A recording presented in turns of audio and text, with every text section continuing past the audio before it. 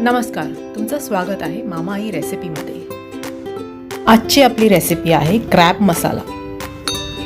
Crab मसाला करता आपल्याला लागणार आहे, इथे मी घेतले अर्धा किलो क्रॅब। हे घरी साफ केले आहे। हे कसे साफ करायचे हे तुम्हाला शिकायचं असेल तर तुम्ही मला कमेंट बॉक्समध्ये खाली मेन्शन करा, मी याच्यावर नक्की व्हिडिओ बनवेन। एक मीडियम साइज टोमॅटो लागणार आहे आपल्याला, बारीक कापलेला। एक वाटी ओलं खोबरं लागणार आहे आपल्याला। त्याच्यानंतर ड्राय मसाला, ज्याच्यामध्ये आहे 1 चमचा हळद, 1 चमचा लाल तिखट आणि 2 चमचे गरम मसाला। 2 कांदे उभे चिरलेले।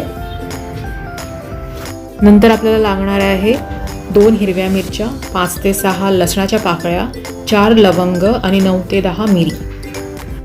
2 चमचे नारळाचं तेल, पाणी लागणार आहे आपल्याला आणि मीठ चवीप्रमाणे।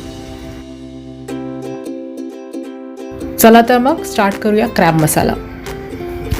एका पॅन मध्ये आपल्याला 1 चमचा नारळाचं तेल गरम करून घ्यायचं आहे। तुम्ही इथे रिफाईन तेल पण वापरू शकता। तेल गरम झालं की त्याच्यामध्ये टोमॅटो घालून घ्या।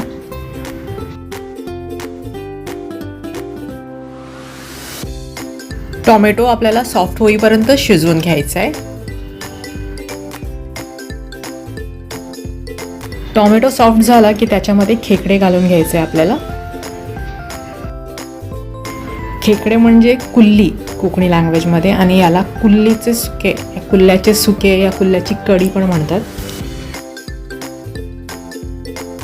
याच्यामध्ये अर्धा कप पाणी टाकून आपल्याला हे शिजवून घ्यायचं आहे।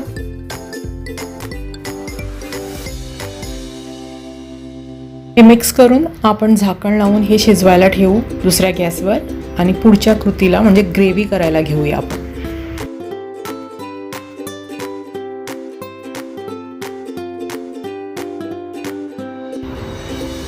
एक कढई घेऊ आणि उरलेलं जे तेल आहे आपण नारळाचं घेतलंय ते ह्याच्यामध्ये घालून घेऊया।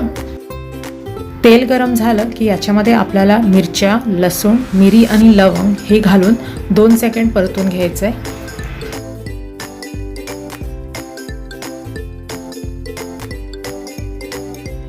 आता याच्यामध्ये उभा चिरलेला कांदा घालून घेऊ आपण आणि तो परतून घेऊया ब्राऊन होईपर्यंत। कांदा ब्राऊन व्हायला आपल्याला 2 ते 3 मिनिटं लागणार आहे, ते आपण करून घेऊया।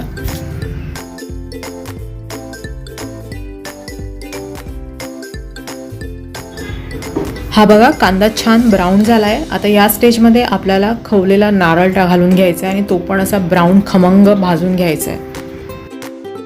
नारळ छान ब्राऊन कलरवर भाजून झाला की याच्यामध्ये आपल्याला सगळे ड्राय मसाले घालायचे, ज्याच्यामध्ये हळद आहे, लाल तिखट आहे आणि गरम मसाला आहे।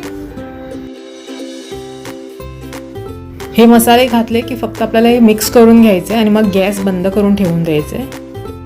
ही कढई ऑलरेडी गरम असल्यामुळे हे मसाले याच्यामध्येच भाजून येतात आणि हे थंड होईपर्यंत आपल्याला हे ठेवून द्यायचे। मध्ये आपण चेक करून घेऊया की आपले खेकडे कुठपर्यंत शिजले आहेत। तुम्ही पाहू शकता खेकडे ऑलमोस्ट डन आहे। आपला ग्रेव्हीचा मसाला वाटून होईपर्यंत आपल्याला हे अजून 2 ते 3 मिनिटं झाकून शिजवून घ्यायचं आहे। आपला मसाला मिक्स थंड झाला आहे, हा आपण मिक्सरमध्ये ट्रान्सफर करून जेवढं पाणी पाहिजे तेवढं घालून घेऊया आणि हे मिक्सरमध्ये बारीक फाईन पेस्ट आपल्याला हे वाटून घ्यायचं आहे।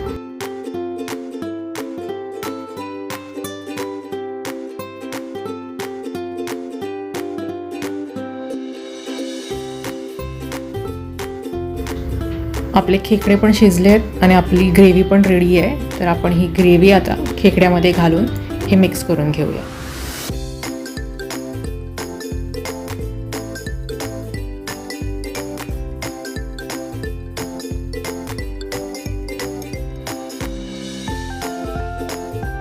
जशी ग्रेव्ही पाहिजे असेल त्या हिशोबाने पाणी टाकून घ्या।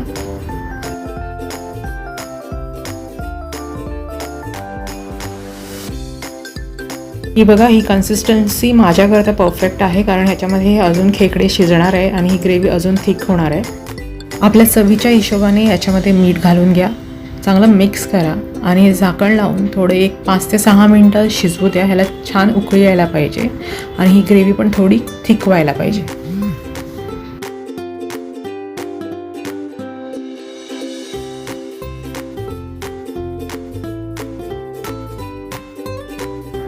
तुम्ही ही रेसिपी खेकडा करी म्हणून वापरत असाल राईसबरोबर तर ही कन्सिस्टन्सी ठीक आहे, पण तुम्ही हे पावबरोबर या चपाती या भाकरीबरोबर खात असाल तर याची अजून थोडी कन्सिस्टन्सी थिक असायला पाहिजे. ही राईट कन्सिस्टन्सी आहे. आपला खेकडा मसाला रेडी आहे. चला तर मग प्लेट करून घेऊया आपला खेकडा मसाला या कुल्ल्याचं सुकं. आय होप तुम्हाला ही रेसिपी आवडली असेल. कमीत कमी इन्ग्रेडियंट्समध्ये बनते ही रेसिपी. नक्की ट्राय करा. कारवार गोवा स्पेशल कुल्ल्याची करी या कुल्ल्याचं सुकं तुम्हाला आवडली असेल तर माझ्या चॅनलला लाईक करा, सबस्क्राईब करा आणि शेअर करा. चला तर मग परत भेटूया एका नव्या रेसिपीबरोबर. तोपर्यंत स्टे होम, स्टे सेफ.